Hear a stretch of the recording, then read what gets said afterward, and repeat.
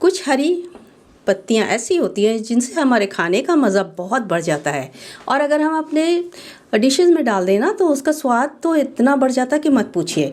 तो लेकिन ये बहुत कम टाइम के लिए आते हैं। ये कुछ ऐसी पत्तियां हैं कि हमारे सीजनल होती हैं और हमारे पास बहुत कम टाइम के लिए आती हैं। तो हम आज आपको इस वीडियो में बताने वाले हैं कि इन पत्तियों को कैसे हम लंबे टाइम तक स्टोर करके रख सकते हैं।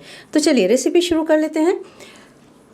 और सॉरी मैंने रेसिपी बोल दिया, वीडियो शुरू कर लेते हैं।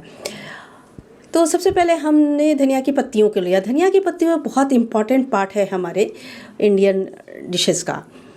तो हमने धनिया की पत्तियों को ले लिया है और इन्हें हमने वॉश नहीं किया है, बल्कि ऐसे ही इन्हें साफ़ कर लिया है। और जो पत्तियां हरी हो गई हैं ना, उन्हें निकाल दिया, या जो थोड़ी सी रॉटन हो गई हैं उन्हें निकाल दिया है।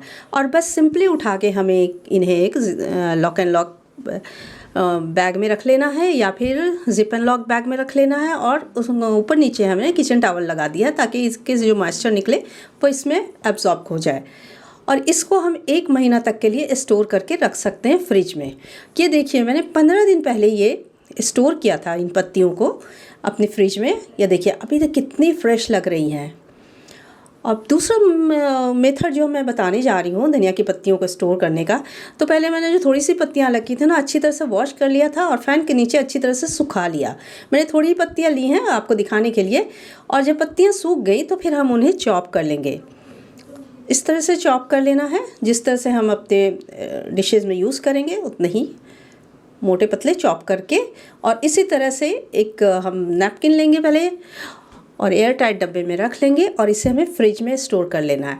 तो ये पत्तियां भी जो हमने चॉप करके रखी हैं कम से कम 10 से 15 दिन तक हमारे काम आ सकती हैं।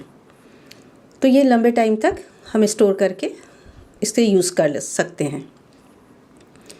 अब दूसरी जो पत्तियां जो हमने ली हैं वो है सोया। बहुत फ्लेवरफुल है, बहुत खुशबूदार ये हर्ब है जो कि खानों में डाला जाता है।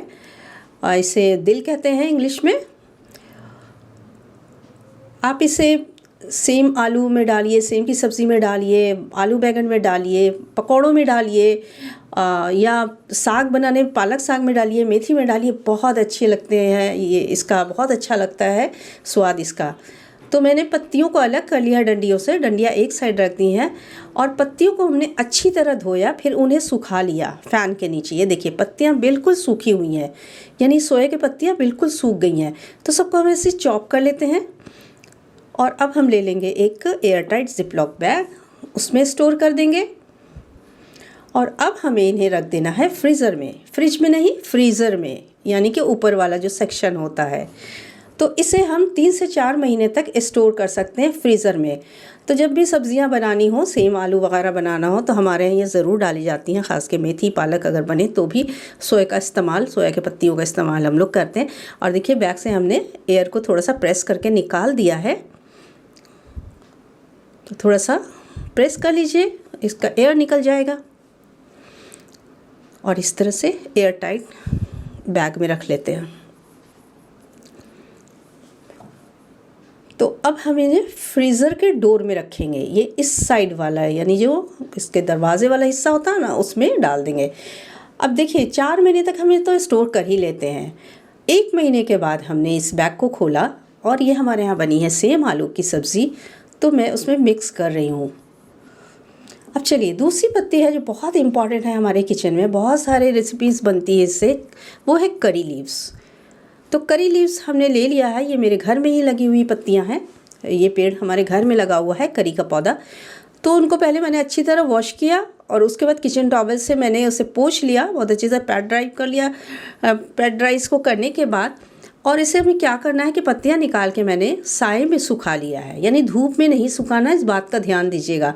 तो इसमें हमें 1 हफ्ता लग गया था, तो मैंने साए में इसे नेट से ढक के रख दिया था। ये पत्तियां बिल्कुल सूख चुकी हैं, ये देखिए हाथ से बिल्कुल क्रश हो जा रही हैं।